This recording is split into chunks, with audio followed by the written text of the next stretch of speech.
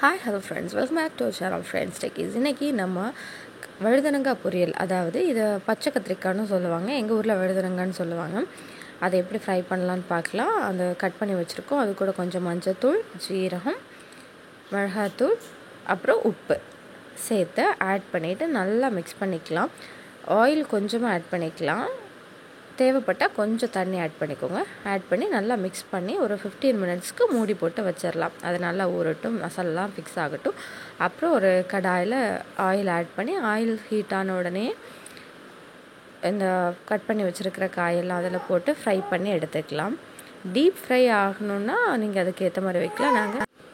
நாங்கள் deep fry பண்ணலை, அதாவது குக் ஆனோடனே எடுத்துக்கிறோம். அது எங்களுக்கு பிடிக்கும். அதனால் அதை எப்படி கண்டுபிடிக்கலான்னா, அந்த தோல் லைட்டாக சுருங்கியிருக்கும் பாருங்கள், சுற்றியும்.